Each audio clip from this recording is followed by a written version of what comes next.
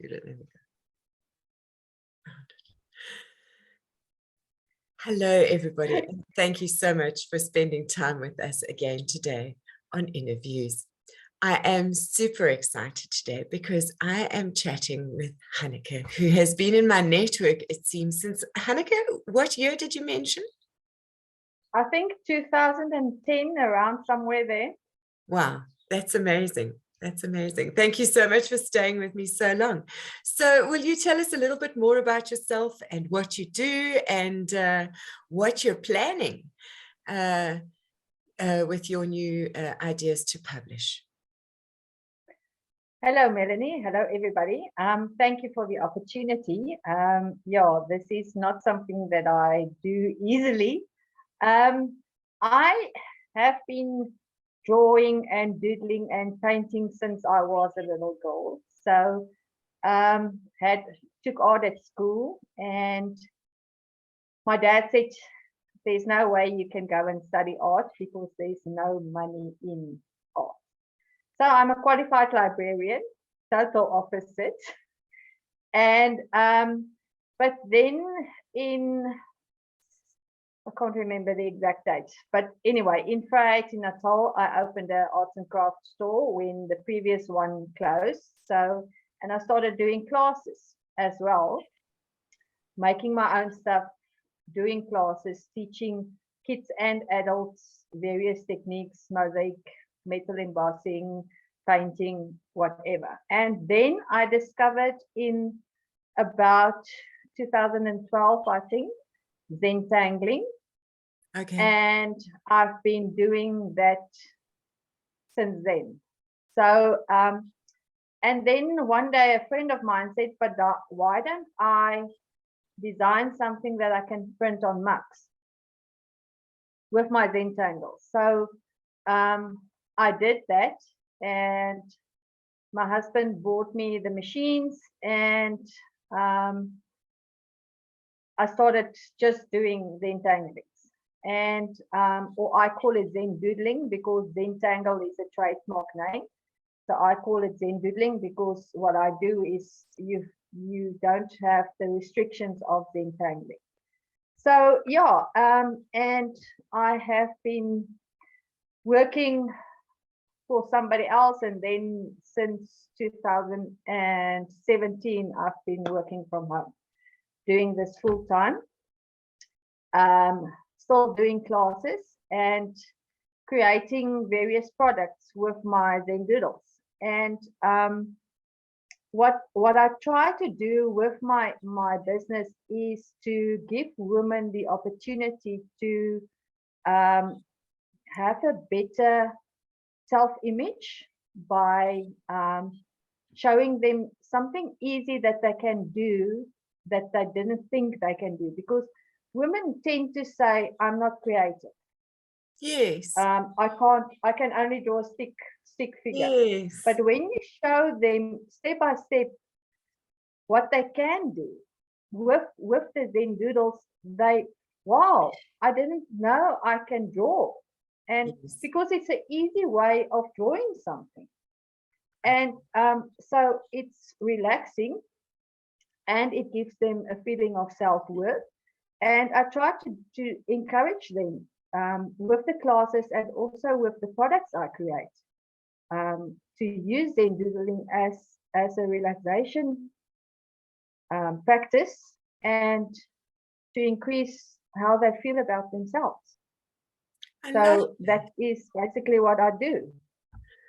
I love that. So you don't sell arts and crafts. You actually sell that experience for women who feel that they aren't creative and need to kind of break through that mindset into that space that maybe they're more creative than they thought they were.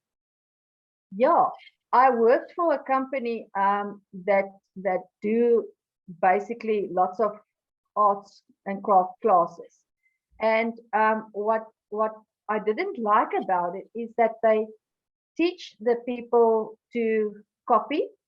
This is the sample, yours must look like that.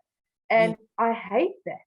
I like people to to be themselves, to be unique. So, and I've realized there as well that there's people that came in there that, you know, they hide behind a mask because they don't feel good about themselves. They don't think they can create something. And then when I walk out, wow, I've done this. It might be something simple. Okay, yes, it can be a copy of something else, but they feel so much better about themselves when they see, okay, but I can do this. Do you see the body language change? Yes, and the face expression, you know, from being shy to wow, I did it. Yes. You know, excitement. Yes. And I think as a crafter also you understand that creative process and how you feel after you have created something yourself.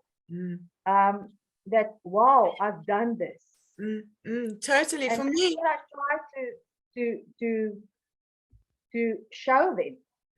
For me as a teacher, that moment, that's what teaching means to me. That's what I do it for, is that moment. I don't give a like anything else. For me, that moment where the student goes, I've got this for myself, that's where I've won. That's where I've won. Yeah. No, I love that. And I have a group of ladies now that comes to a doodle and journal class that I do every 2 weeks. And some of them, the first time I've met them, the one is she can make the beautiful clothes. But crafting, her confidence in crafting was very low. Okay. And she would copy me every step of the way. Now she's doing her own thing, and it's so great. It's just that little bit, that one person that you change their perception of themselves. Yes. You know, that's fabulous. I love that so much. I love that so much. I'm very excited about this conversation today. Thank you. So what I also do is I try to for the people who can't come to a class, to give them the opportunity to learn the zendoodle technique and to give them the opportunity to relax as well with the printed projects that I'm doing. So I would just like to circle back to another topic that you touched on that I would like to explore, because the whole point of our conversation is going to be publishing and products that are for monetization. So you've mentioned a product that sounded like it would be great to monetize your business. That's not like a workshop or something, and that's the mugs. How did the mugs go? How did you sell them? Who did you sell them to? What was the distribution like? How did that look? I started with, okay, so for me the main thing was getting my own designs out there. So not you give me your photo and I put it on the mug. It was for me to create my designs and then put them on a mug and sell them. So I've done that. I went to craft markets. I designed my own website, but the problem is with us in South Africa. I don't know the rest of the world, but for us, what I have experienced is there's a lot of people that's doing it now as well, but as a hobby. So they are undercutting we that is doing it as a business. So I sell my mug for 70 Rand because it's my own design. It's my cost, it's my electricity. I have to get a salary out of it. And then the next one comes, she does it as a hobby, and she sells her mug for 30 Rand because it's just a hobby. She just wants to cover her costs. So people don't want to pay 75 Rand when they can pay 30 Rand. So my business just went down, and okay, COVID also had an influence on that. But I found that people don't want really to pay for original designs as much as I would love them to. You know, as I love my designs, and I thought, you know, other people will do that as well. But yeah, they don't. I think there's so much free design on the internet today that anybody can just take a screenshot of. And because people don't understand copyright very well, Yes. that practice of just taking screenshots of everything and using it, I think is killing a lot of designers. So, and thank you for sharing that story about the mugs with us, because I often, when I have conversations on the groups and things, people say to me, well, why don't you do mugs? That'll just be like, you know, that's just a solution. Do that and everything will be fine. You'll have money in your business. And it's not as simple as that. I've looked at mugs for the local market, and the shipping costs are too high. And also that perception, a person will only pay a certain amount for a mug, and if you can go into Pick and Pay and buy it for $10, why would you pay more for it anywhere else? Yes. And then in terms of the international market, people say, well, you can drop ship. There are so many other players in the market internationally that if you can't drive huge amounts of traffic to wherever you're selling from, you're dead in the water. Yes. Yeah. So the beginning of this year, I thought of, okay, because the actual printing is jobs, printing mugs, t-shirts, scatter cushions, whatever, is not doing what I wanted it to do. I am changing direction and going digital, trying to sell my designs to other people, and they can use it however they want to use it. If they want to use it as a coloring page, they use it as a coloring page, because the zendoodle designs are perfect for coloring. So or if they want to print it on a mug, then they can print it on a mug. You know, so I made the shift from physical to digital, and yeah, I'm still working on that. Tough shift. It's a tough shift. I stood with a foot in both camps for years, and it was very, very frightening when I said, okay, I'm just going to commit to digital now. It's quite a frightening moment. I think because what I love to do is create the designs. That's what I love doing. And that's why I want to go digital, because it will give me more time to create. And I don't have to worry about getting the mug from here to Timbuktu, not broken, at a cost-effective price. Yeah, so, and yeah, they can do with my designs whatever they want to do. So how are you thinking of expanding outward from here? Okay, so can I go back to the printed products as well? Yeah, please, paper products, the paper products, not the mugs, the paper products. So what I've done is, 3 years ago I did my first desk pad calendar. So what I do is, I didn't bring one that with me. You're pretty resilient. You've tried a bunch of things. Then I do next to it. So like half of the A3, I do it on an A3, because that's a size that works for me. So half of the A3 is your month calendar, and the other half is a coloring page. So while you sit with your calendar this month and you're sitting in a meeting, you can color in the design next to your calendar. Yes. So I done that the first year, and yeah, the first problem is to get a printer that can print what I want. Then they say they do this, and when you get it, they don't look like you wanted to. Okay, so I've done that for 3 years now. dispatch calendars. Mm. 3 different printers. Every year I go to somebody else because the first one, they dropped me December when I needed an order before the Christmas markets. They just dropped me. So I got my calendars after the Christmas markets. So I was stuck. So I went to another printer. Yeah, it's just a hassle to get a printer that I can work with. And I mean, I'm in the city and I struggle. I would drive to Pretoria from Springs to get a damn printer, and I still you get there and your stuff is not ready. So yeah.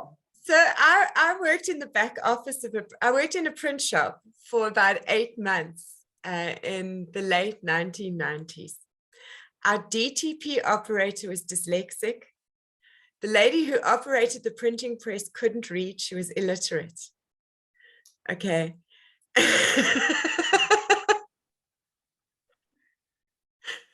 And I was the rep. You have also, yeah. I was the rep. Okay. I took artwork that was perfect the day before, where the customer made one small change back the following day, and they were like, now it's a mess. You know, like, what happened? It's gone backwards. So I feel you. The printing industry is a whole other kettle of fish, and it's a great conversation to have here, because for people who are thinking of being middlemen, you know, supplying a product that you get from somewhere else, you have to be able to trust your suppliers. Otherwise, it's a very dangerous game to play. Yes. Yeah. Yeah. And so the next year I added. No, the first year I did a coloring book as well. So it's beautiful. What I did, my market research was going into P&A and buy about 10 different coloring books. Then I go to the printer and I say, I don't like this paper. I don't like how this one is binded together because the pages is coming loose already. I want something that looks like this. The paper must be this thick because this one is too thin. My ink is going through. So yeah. And ordered Afrikaans and English. And Afrikaans ones is perfect. The English, they turned around 1 page. So the design is cut off halfway. And I didn't see it when I went to collect the English one. I was so angry. So angry. The whole print run has 1 page that's a mess. That's turned around. Okay. And yeah, but anyway. And how many were in that print run? Luckily, only 10. Okay. And they weren't prepared to, because you'd signed off on the sample. Hey, they weren't prepared to fix it. Yeah. Okay. And the mistake I made, I checked the Afrikaans one. I didn't check the English one. You know, when I went to collect it, the Afrikaans one was perfect, and then the English one was buggered up. And also, why would you know, if it's a picture that's been turned upside down, why would that one be different from the Afrikaans one? I can understand why you check almost. I'll show you, because okay, so the pages is like this with the ring binder at the top. Okay, yes. And it's perforated here, so you can tear this out of your book without damaging your book. And then you can give this to somebody, or you can frame it, or whatever you want to do. So there is some that's landscape. Okay. Sorry, landscape. Yes. So this design, instead of printing it like this, they printed it around like this. So the words were here, and it was cut off. Okay. Only the 1 page. Okay. Yeah. So I was so frustrated. Okay. But anyway, went to another printer, added a diary. Okay. As well. So I've done 2 diaries now, 1 coloring book and 3 calendars. Okay, that's quite a connection. As I said, it's and working, but the problem is the second coloring book was designed, but you have to print, to make it cost effective, you have to print at least 20 plus. Otherwise, it's getting too expensive. And then with diaries and calendars, if you don't sell them, you're wasting because they are just for a year. So yeah, you can't just do 5 and sell them for 300 Rand each because it's not going to sell. So you have to print volume, and then if you don't sell, luckily the coloring books are fine, but with diaries and calendars, you're stuck with the stuff. So it's expensive to go to a printer and print a certain amount of books. If you are time limited on the books. And what would you say to people who say, well, then it sounds like you just need more customers? It's not as easy to find customers. I have this year, I have sent calendars all over South Africa. Okay. But the problem is the courier cost is also so high that people don't want to pay 100 Rand to get a calendar that costs them 100 Rand. Yes. Yes. Because then it costs them 200 Rand. Yes. And they don't always have friends or family nearby, so they can order more. Yes. And I suppose your costing model doesn't work if you start to sell onto retail stores. The honest truth, I'm not good at selling.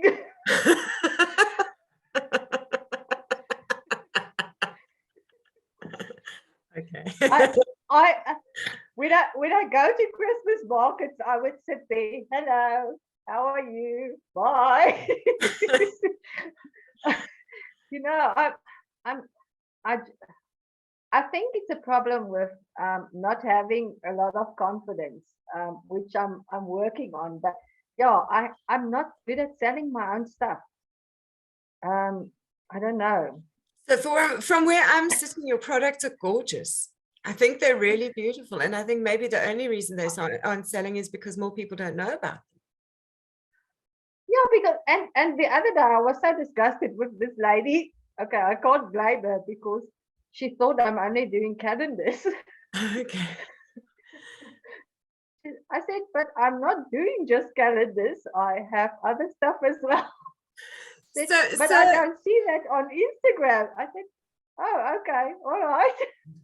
So that's the thing I personally find with the messaging on social networking to try to sell stuff, is that we feel as though we've said it 1,000 times. Okay, those people out there may not have heard it once. Yes.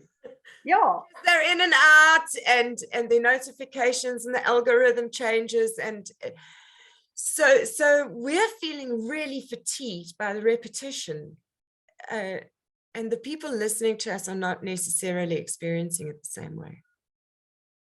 Yeah, it's yeah, I don't know. it was an eye-opener to hear her say, but she thought I'm only doing calendars. And I said, but that's not the only thing that I do. What have you been looking at? But it's as you say, you post, but not everybody see what you're putting up with it. Absolutely. Absolutely. All right. So, Hannecke, I see that we've only got 10 minutes left. And wow. And we haven't even touched publishing. we may have to do a sequel.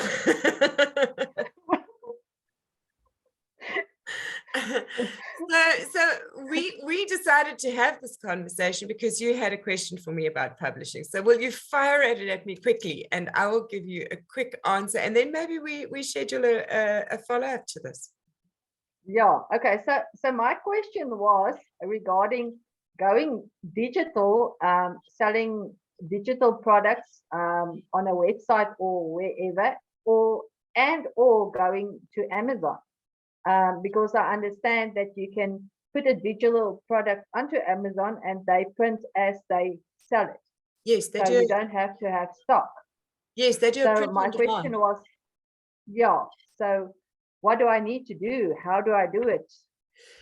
So with Amazon Publishing, there is a friend of mine in my network called Kim Vermaak, who she's published a series of fantasy novels about dragons through Amazon. But what is amazing about her is she's pushed out 4 books since the start of lockdown.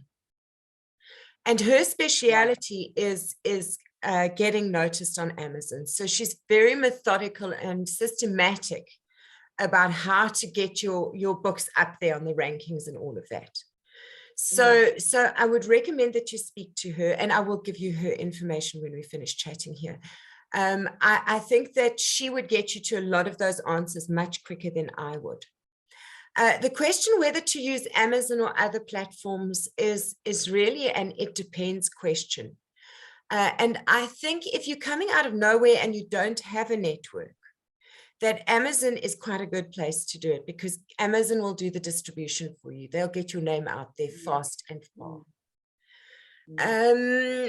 I personally haven't published with Amazon much because I published through Metz Press, and they did all the hard work for me through Amazon. So that's how I have an Amazon footprint. Now, in terms of my other products going onto Amazon, one of the reasons I've hung up to now is because I've got a gazillion products in my head that I could publish. Now, which one do I invest the energy in putting onto Amazon and why? And that for me is still confusing. So in the meantime, I'm still doing the market research on my own platforms. So where I'm distributing my own ebooks and courses on Thinkific and on my subscription on Patreon. So in that process, I'm getting to test the products, refine the products, and build a network who are genuinely interested in the products. So I'm going deep instead of wide. My decision around that, I think, was because I'm very niche. I'm really very niche. You know, you're not going to go wide with a lady who's a tie-dye upcycled textile specialist. Yeah. There's a lot in there. There's just too much craft in there for your mainstream people. So there was some reason for me doing it this way, and it might not be the right reason. I might have gotten further if I'd gone the Amazon route. But I'm always too busy seeding a gazillion things and experimenting with all of them. And recently, Kim has pushed me to publish on Amazon. And when she really, really pushed me with a question, when it came down to the wire on that question with Kim, my response to her was, I don't know what I should be putting on Amazon. I've got so much content. I've got craft content. I've got community managers content, which might get me further faster. So I need to decide what that cyberspace asset would be best used for, whether I need to put it to work for craft, or whether I need to put it to work for social causes or community management or something else. So it's because I'm undecided yet what its role is that I'm not using Amazon yet. Does that make sense? Yes, absolutely. Has that answered some of your questions? Yeah. Okay. Has it left you with any others? Yeah. All right, then we'll chat about this again in a couple of weeks' time, shall we? Yes, we do. We can do that. Okay, that's awesome. That's awesome. All right, for everybody watching, we are winding to the end of our meeting. So thank you so much for watching and for your time. If you have any questions for us, please will you add them in the comments of this video. We'd love to answer them for you. And Hannecke, do you have any parting comments for the people watching out there? Where can they find you if they'd like to contact you? How can they get hold of you? I'm on Facebook and on Instagram. Instagram is Gigi's Printable Art, and on Facebook I have 2 pages, Gigi's Printable Art and Gigi's Bohemian Rhapsody. But if you just go and Google me, Hannecke Da Costa, you will find me as well, with the information about my businesses, and my website is gigisprintable.art.com. So yeah. Okay, fantastic. And for everybody watching, I will put those links in the description of this video, so you don't have to even Google for them. They will be in the description of this video, so you can just click on them and go directly there. So thank you for your time today. I hope you have a beautiful day. Thank you. Bye-bye.